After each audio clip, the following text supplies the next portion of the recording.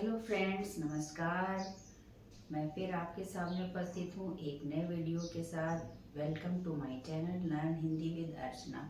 आज हम कुछ विशेष जानकारी जानेंगे, समझेंगे। आज का जो हमारा टॉपिक है वो रचना के आधार पर वाक्य कितने प्रकार के होते हैं वो हम जानेंगे कि कैसे हम उनको समझ सकते हैं। ये सरल वाक्य है या संयुक्त वाक्य है या मिश्र वाक्य है, कैसे इनको जानेंगे, पहचानेंगे। सेंटेंसेस को हम कैसे पहचानेंगे, क्या इनकी परिभाषा है, आज के वीडियो में हम ये जानेंगे। तो चलिए देर न करते हुए इससे हम शुरू करते हैं। रचना के आधार पर वाक्य। मुख्य रूप से जो रचना के आधार पर वाक्य होते हैं वो तीन होते हैं: सरल वाक्य, मिश्र वाक्य एवं संयुक्त वाक्य। परंतु इन तीनों के विषय में जानने से पहले हमें वाक्य के अंग के विषय में भी जानना जरूरी है। वाक्य क्या होते हैं ये आप सभी को मालूम है। विभिन्न सार्थक शब्दों के संयोग से जो बनता है सार्थक वाक्य, वह वाक्य कहलाता है। और वाक्य के अंग दो होते हैं, एक तो होता है उद्देश्य और दूसरा होता है विधेय। तो वाक्य के अंग कितने होते हैं? दो होते हैं। एक होता है उद्देश्य, दूसरा है विधेय, जिसे हम विधेय कहेंगे। नंबर 2 विधेय।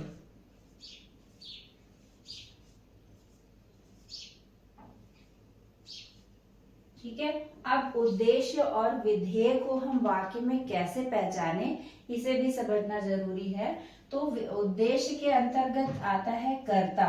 प्रत्येक वाक्य का जो कर्ता होगा वो उद्देश्य के अंतर्गत आएगा। और विधेय में आएगा प्रत्येक वाक्य का जो उसमें वाक्य में क्रिया प्रयोग की जाएगी वो आपकी विधेय में आ जाएगी। यानी कि यदि कोई वाक्य है तो उसमें आपका कर्ता क्या है और क्रिया क्या है, ये आप इनके माध्यम से जानेंगे, समझेंगे। उद्देश्य यानी कर्ता और विधेय यानी कि क्रिया। अब इस उदाहरण के द्वारा इसे हम समझते हैं, जो कि सरल वाक्य में एक उदाहरण मैंने लिखा है। राम पुस्तक पढ़ता है। तो राम क्या हो गया? कर्ता, क्योंकि राम पुस्तक पढ़ने का कार्य कर रहा है। तो ये राम क्या हो जाएगा? ये आपका उद्देश्य हो जाएगा। राम क्या हो जाएगा? आपका उद्देश्य। और पुस्तक पढ़ता है यानी पढ़ता है, इसमें क्रिया है। तो उसके बाद जो भी है वो क्या कहलाएगा?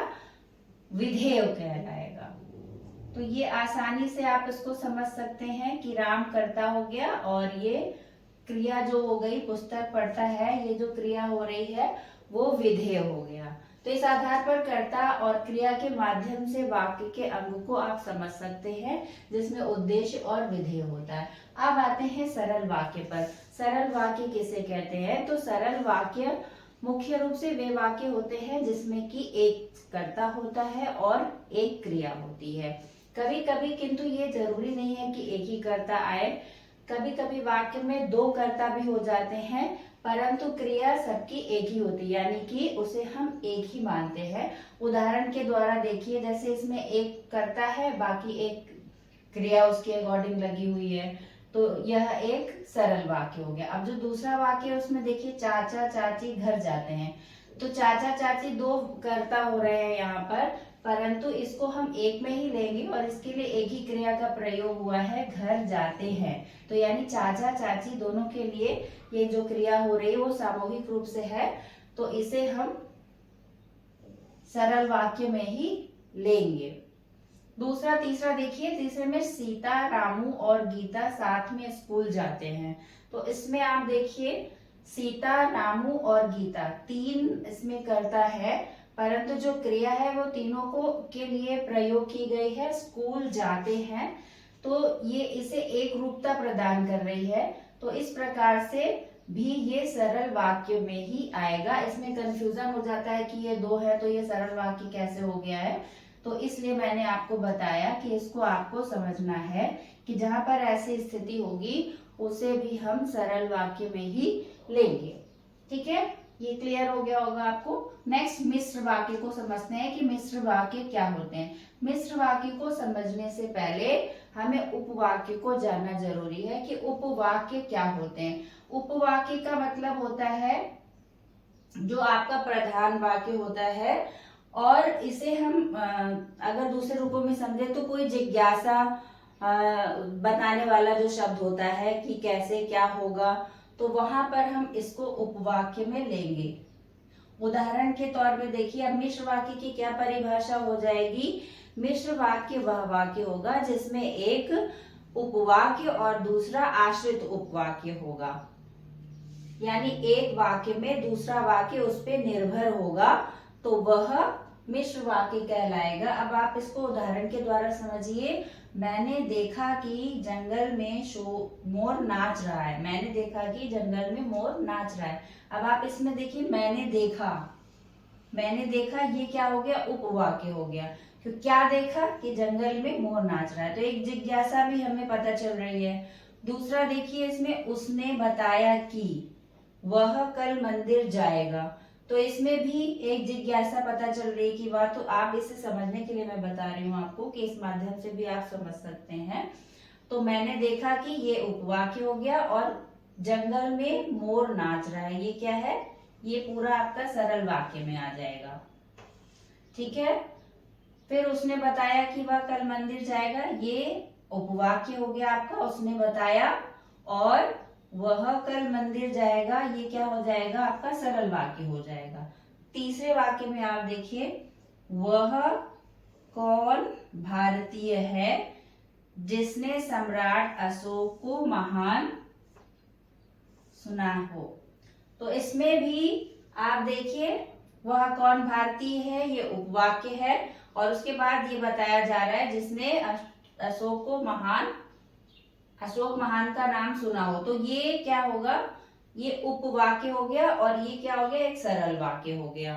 तो जहां पर एक उपवाक्य होगा और एक उस पर आधारित एक आश्रित उपवाक्य होगा, तो वह मिश्रित या फिर मिश्र वाक्य कहलाएगा।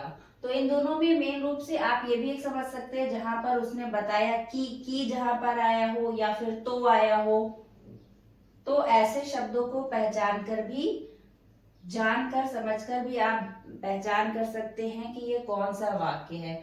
एग्जाम में जो आता है वो डेफिनेशन पर आती है, परिभाषा आती है, लेकिन इसमें पहचानने के लिए भी आता है कि सरल वाक्य है तो उसको मिश्र वाक्य में बदलिए, या फिर सरल वाक्य को संयुक्त वाक्य में बदलिए। तो इस तरह से एग्जाम में पहचानने के लिए आ जाता है, चेंज करने के लिए आ जाता है, सरल से मिश्र में बदलिए, संयुक्त में बदलिए। तो वो अगर आपको ये चीजें क्लियर है तो आप आसानी से इसको क्वेश्चन को कर सकते हैं, समझ सकते हैं। जो तीसरा आपका वाक्य इसमें है, सरल वाक्य, मिश्र वाक्य, और एक तीसरा जो है वो है संयुक्त वाक्य। संयुक्त वाक्य को मैं थोड़ा सा आपको बता देती हूँ। नेक्स्ट मैं वीडियो का जो टॉपिक लेके आऊंगी नेक्स्ट, वो संयुक्त वाक्य पर डिटेल में विस्तृत में हम जानेंगे। फिलहाल मैं आपको थोड़ा सा बता देती हूँ। जो संयुक्त वाक्य होते हैं वो वे वाक्य होते हैं जिसमें दो या दो से अधिक वाक्य जुड़े होते हैं, परंतु वो वाक्य किसके द्वारा जुड़े होते हैं, समुच्चय बोधक शब्दों के द्वारा जुड़े होते हैं। और समुच्चय बोधक जो शब्द होता है उसे हम योजक शब्द भी कहते हैं।